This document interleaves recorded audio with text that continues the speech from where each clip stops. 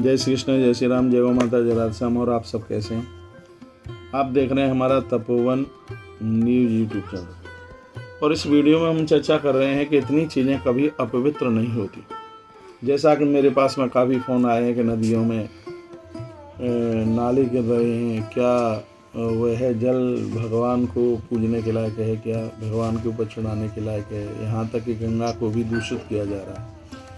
देखिए, पहले तो हम लोगों का ये भरकम प्रयास होना चाहिए कि नदियों को किसी न किसी प्रकार से बचाया जाए उनको दूषित होने से। और जिसके लिए मैंने बहुत बार कहा है, आप स्नान करने के लिए भी जाते हो वहाँ थूकिए मत, मलमूत्र का वहाँ विसर्जन मत कीजिए, क्योंकि नदियाँ ताप प्रताप और संताप को दूर करती हैं। ये नदियाँ देवी देवताओं को अति प्रिय हैं। नदियाँ यदि प्रिय न होती तो भगवान शंकर काशी में गंगा के किनारे, भगवान राम अयोध्या में सरयू के किनारे और भगवान श्री कृष्ण श्री ब्रज में यमुना जी के किनारे नहीं होते। इसलिए हमें और आपको भरकम प्रयास करना चाहिए इन नदियों को बचाने के लिए।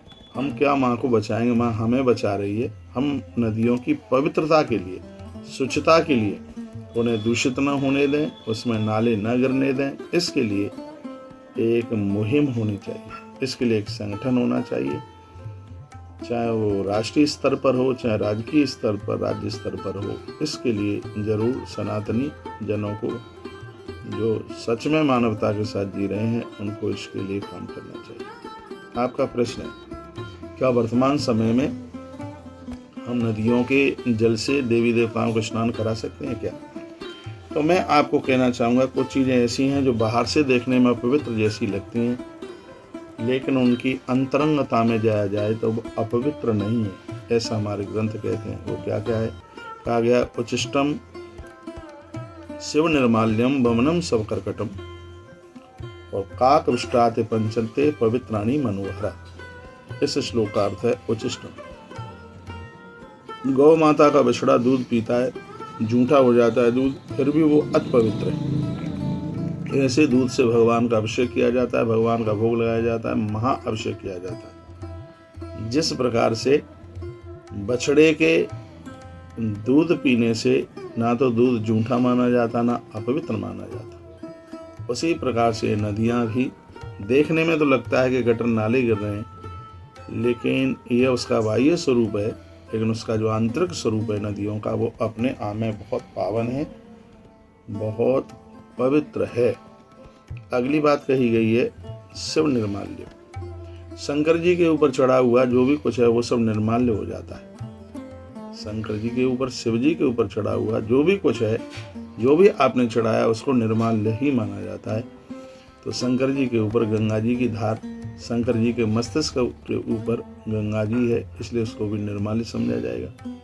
तो ये कितना सुंदर वर्णन किया गया है कि भले ही माँ भगवती गंगा गिनती में निर्माल्य में आई हो, लेकिन जैसे गौ माता का दूध कभी भी बछड़े के पीने से वो अशुद्ध, जूठा, अपवित्र नहीं होता, उसी प्रकार से गंगा जैसी ये दिव्य नदियां हैं, वह कभी भी अपवित्र, अपावन हो ही नहीं सकते। भवनम शव कर्कटकम,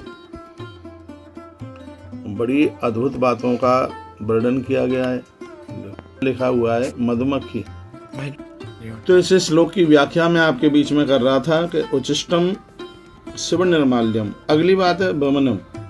मधुमक्खी फूलों पर बैठ बैठ करके और वह रस इकट्ठा करके लेके आती है, लेकिन अपने छत्ते के ऊपर उसका वपन करती है और वो शहद बन करके तैयार होता है, जिसको कभी भी अपवित्र नहीं माना जाता, जिसकी गिनती पंचामृत में होती है। जिस 5 चीज़ों को अमृत कहा गया है, उस शहद की गिनती उसमें होती है। तो धार्मिक और स्वास्थ्य दोनों की तरफ से देखा जाए तो जो बड़ा लाभदायक है, बड़ा फायदेमंद है।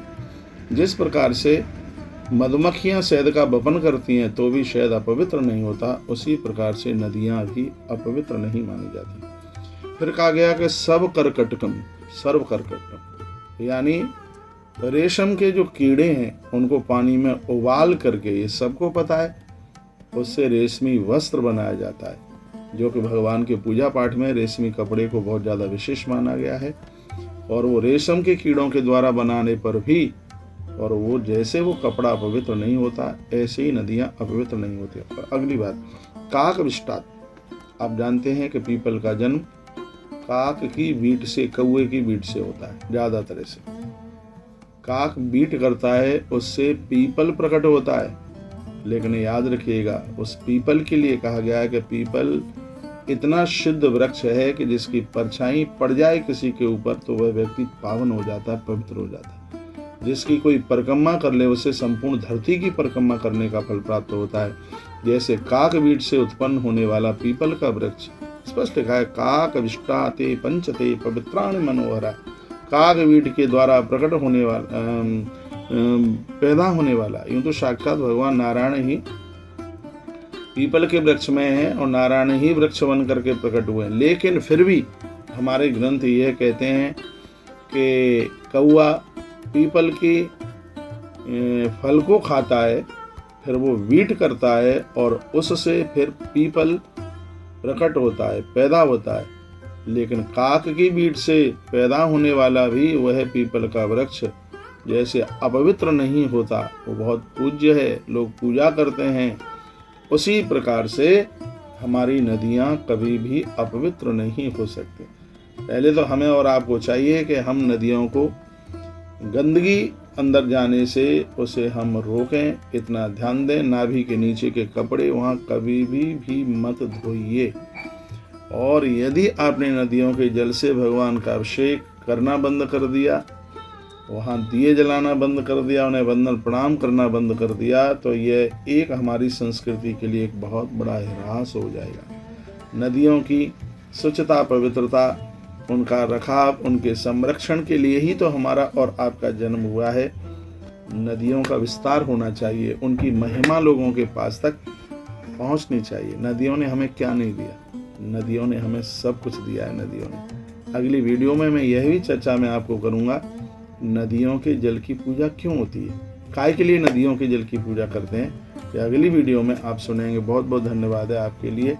यह वीडियो ज़्यादा से ज़्यादा लोगों के पास में शेयर करें, पहुंचाएं, क्योंकि लोगों ने नदियों के जल को देवताओं के ऊपर चढ़ाने से वो परहेज कर रहे हैं। वो कहते हैं कि नदियाँ गंदी हो गई। हाँ, उनका बाह्य आवरण है, वो ऐसा देखने में आता है, लेकिन नदियाँ अंदर से बहुत पावन है, अंदर से बहुत पवित्र हैं। लोगों के पास तक यह संदेश पहुंचना चाहिए। और मेरे सामने तो ग्रंथ रखें, मैं तो उन्हीं से ही बात करता हूँ और ये श्लोक द्वारा बोल करके मैं अपनी वाणी को विराम दूंगा। उच्छिष्टम शिव निर्माल्यम भवनम शवकर्कटम काकविष्टाते पंचेते पवित्राणि मनोहर। ये 5 अद्भुत चीज़ें अपने आप में बहुत पावन, अपने आप में बहुत पवित्र मानी गई हैं।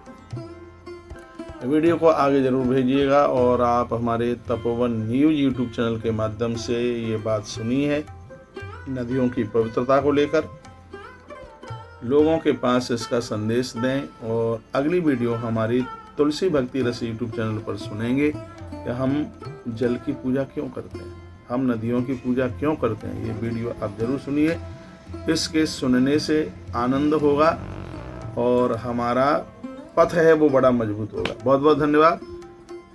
वीडियो की दक्षिणा यही है कि वीडियो आगे भेजें। चैनल से पहली बार जुड़े हैं तो चैनल को सब्सक्राइब करना ना भूलें।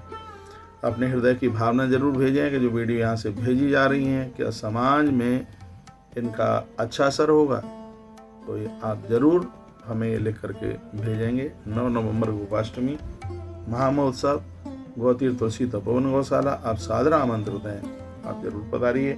जय श्री कृष्ण, जय श्री राम, जय गौ माता, जय राधे श्याम। हर हर महादेव, हर हर महादेव।